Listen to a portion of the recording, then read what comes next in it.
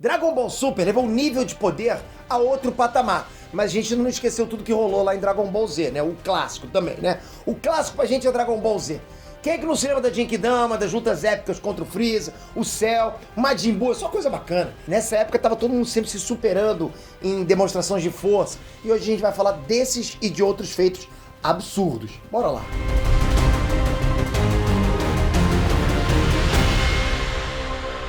Hein, né, aqui. Porra, galera, agora é força, hein? Chega a ser bizarro a gente parar pra analisar como é que os personagens ficaram mais poderosos entre o final de Dragon Ball Clássico e chegar a Dragon Ball Z. É um up de poder absurdo, né? Quando começou a aparecer alienígena, Saiyajin, tudo quanto é gente estranha, os poderes saíram totalmente do que era esperado e você sempre tinha alguém dando uma demonstração absurda de força. Sempre acontecia isso, era normal. Foram várias ao longo do anime, fica até difícil de lembrar. Mas eu separei pra vocês algumas que realmente me impressionaram quando eu vi. Rapaz, e minha visão é boa, hein? Vamos lá! Treinamento do Vegeta. Hoje em dia, com Dragon Ball Super, né, onde a gente tem literalmente deuses ensinando os caras a lutarem, muita gente não lembra como é que eram as coisas lá atrás. Vocês podem estar, pô, como é que era e tal, porque você acostumou com o que é hoje, né? Só coisa épica, gigantesca. Houve uma época em que uma forma muito eficaz de treino era fazer tudo com nível de gravidade aumentada. Você queria treinar o cara, pro cara ter um treinamento bacana, aumenta a gravidade, mas tasca a gravidade no cara. O cara vai levantar uma pena, tem que ser toneladas na pena. Mas por que eles faziam isso? Porque alguns planetas, como por exemplo no planeta do Sr. Kaiô, a gravidade é mais forte do que na Terra, bem mais, né? Bem mais denso que na Terra. Então você acaba fazendo mais esforço, ficando mais forte, como consequência dos seus esforços, né? E aí logo essa coisa da gravidade também ficou muito mais absurda, com o Goku chegando até a treinar numa máquina da Corporação Cápsula que aumentava em 100 vezes a gravidade da Terra. É muita coisa. Só que por incrível que pareça, o campeão nesse estilo de treino é o Vegeta. Achou que era o Goku, né? Não, é o Vegeta. O Vegeta ele sempre teve acesso à tecnologia de ponta da Corporação Cápsula, né? Por ser casado com a Bulma, né? A Bulma, ela é a Tony Stark de Dragon Ball. Ele chegou a treinar com gravidade aumentada até 500 vezes. Mas acabou se machucando. Mas, porra, 500 vezes? Rapaz. Por isso ele raramente até passava das 450, digamos assim, né? 450 vezes a gravidade, né? O que é uma coisa insana. Imagina que o peso dele nessas condições é 450 vezes maior do que o normal. Teve uma vez, né, que o Yantia tentou treinar numa gravidade de 300 e não conseguia nem ficar em pé. É uma coisa realmente absurda. Eu vou falar pra vocês, se eu pego você agora e coloco uma gravidade 100, pô, tu vai nem abrir o olho, a pálpebra peça, né? Você vai nem levantar nada, nem uma unha. Mas bem que o unha não levanta. Mas é complicado. O planeta com maior gravidade geralmente fica ali em 10 vezes a gravidade da Terra, né? Então os caras realmente iam além de qualquer limite. Era impressionante. Piccolo e a Lua. Bem no início de Dragon Ball Z, a long time ago, a gente tem a primeira morte do Goku na luta contra o Raditz, né? E todo mundo tem um ano pra se preparar pra chegada dos Saiyajins. Nesse tempo, lá o pequenininho Gohan, que era muito forte por sinal, mas muito mimado, né? É treinado por quem? Por ele, pelo Piccolo, que joga ele pra sobreviver sozinho no meio da selva. Piccolo, senhor Piccolo! Dava pena dele com aquela vozinha, né? Aí enquanto o moleque tá lá, comendo pão que o diabo amassou, rola uma lua cheia. E aí, já viu o que acontece com a lua cheia?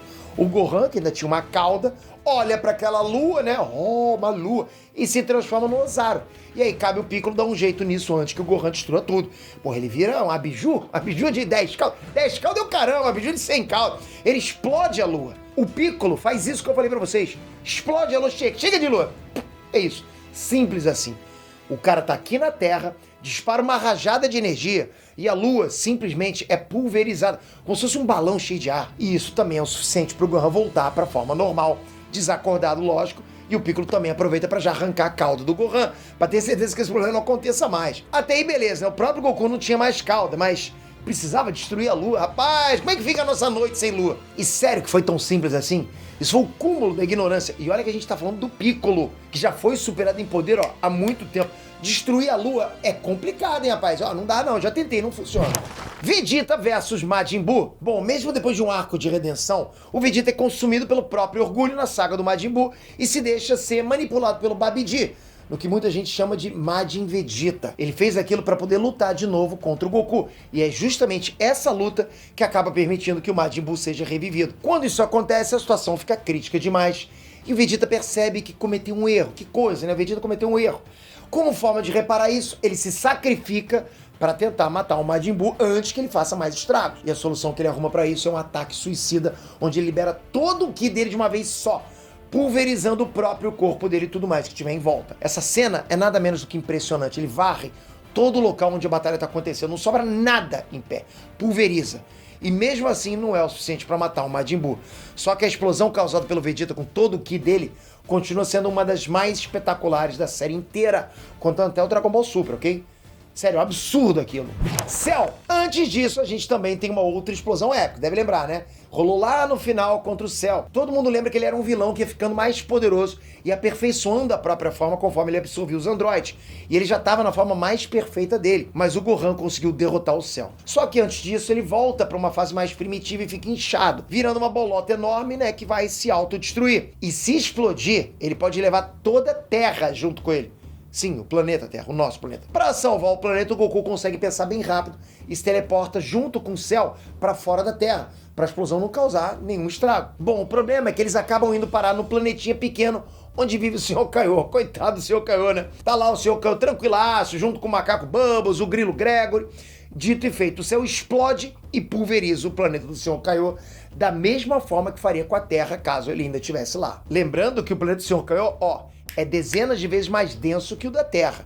Então ele não levou só um planetinha Terra, não, levou vários planetas Terra, né? Nessa brincadeira acaba morrendo todo mundo. O Sr. Kaiô, o Bubbles, o Gregory, até mesmo o Goku, né? Que tava ali do lado do Cell e acabou explodindo junto com o Cell. Não tem jeito, morreu todo mundo. Seria ótimo se tudo tivesse acabado por aí, só que o Cell não morreu nessa explosão e por causa da memória no DNA dele, ainda conseguiu retornar na forma perfeita, que é a mais forte de todas. Se nessa forma ele não estava tão perfeito quanto ele ficaria depois, e destruiu dezenas de planetas Terra, porque era a densidade do planeta do Sr. Kaiô, imagina depois, né? O Gohan, o Vegeta e todo mundo que estava lá na Terra tiveram que lidar com o Cell que voltou pro planeta, né?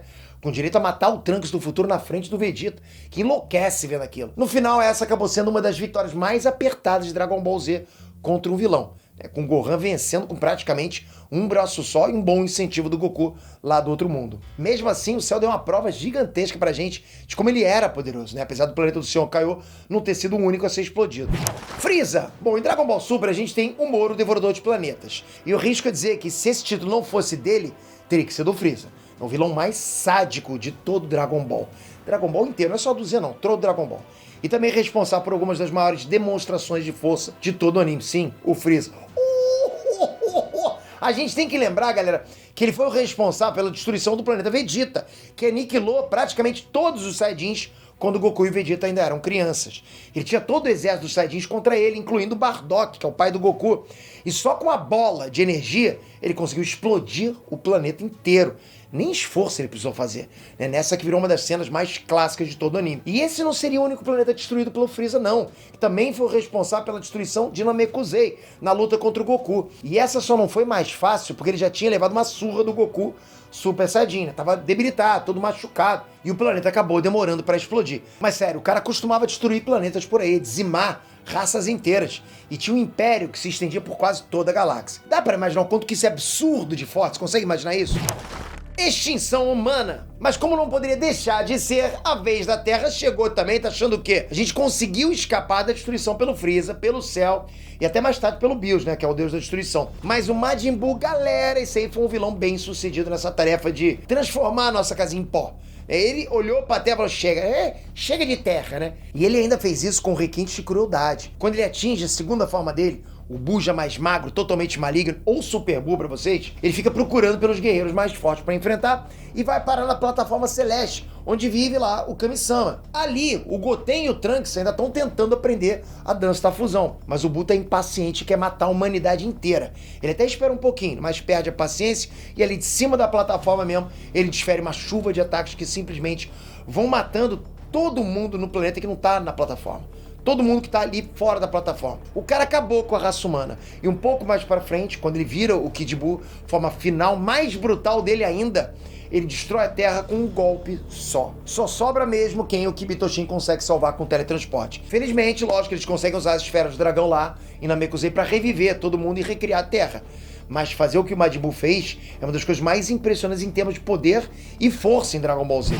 Genkidama! Sabe o que é mais difícil que destruir um planeta? Destruir o Majin Buu. Sério, muita gente tentou e até achou que já tinha conseguido. Mas o Buu consegue ser transformado em partículas, literalmente despedaçado e reformar o próprio corpo. pequenas microátomos, partículas, né? A única forma de acabar com ele é literalmente obliterando, pulverizando cada partícula do corpo do Majin Buu. E aparentemente a única forma de fazer isso é usando uma técnica clássica de Dragon Ball Z, a Genkidama. Como é que é isso? Nessa técnica, o Goku consegue reunir uma bola gigantesca de energia, todo mundo com a mão pra cima, né? Só que não depende só dele, é o que eu falei. No caso dessa Genkidama que foi usada pra matar o Majin Buu, foi preciso o Sr. Kaiô abrir um portal de comunicação com a Terra, via telepatia, né? Onde o Mr. Satan, que todo mundo sabe, né? É o maior herói da Terra, né? Beleza? Ele precisou pedir para que todo cidadão vivo do planeta Terra levantasse as mãos para doar um pouco da própria energia pra Genkidama do Goku. Ficou até arrepiado. Que momento maneiro. Que momento maneiro, você levantou a mão também. Na verdade, o próprio Goku pediu isso, o Vegeta, com toda aquela delicadeza e educação dele, também pediu, mas o povo só confiava mesmo nele, no Mr. Satan. Aí quando ele pediu, todo mundo ergueu as mãos e o Goku ganhou muita, mas muita energia. Rapaz, eu fico emocionado quando eu lembro disso. Impressionante isso, como mexe comigo até hoje. Foi desse jeito que ele conseguiu realmente acabar com o Buu de uma vez por todas, sem dar chance dele se regenerar. Apesar de não ter destruído o planeta do Kaioshin, né, onde eles estavam lá, essa provavelmente foi a maior quantidade de energia usada em Dragon Ball Z de uma vez só.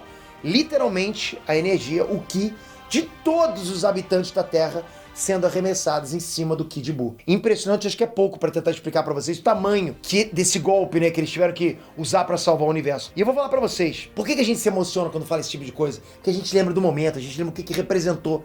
Vocês podem falar o que vocês quiserem de Dragon Ball, mas esses momentos que mexem com a emoção de cada um, são poucos animes que fazem isso. São poucos, ok? Não são todos. E tem, mas Dragon Ball fez isso de uma forma impressionante. Tô até gaguejando, realmente fiquei emocionado. Mas com certeza vocês lembram também de mais demonstrações épicas de força em Dragon Ball Z, no clássico, até no Dragon Ball Super. Será que a gente volta pra fazer mais um vídeo? Tô olhando os comentários aqui, hein? Comentem! Mas se inscreve aqui no canal com a notificação ativada. A notificação vai ser importante para você receber o título do vídeo aí no seu celular quando sair a sua sugestão. Tendo você aqui, então, pô, fortalece muito. Obrigado, hein? Tamo junto demais. Até a próxima. Fui!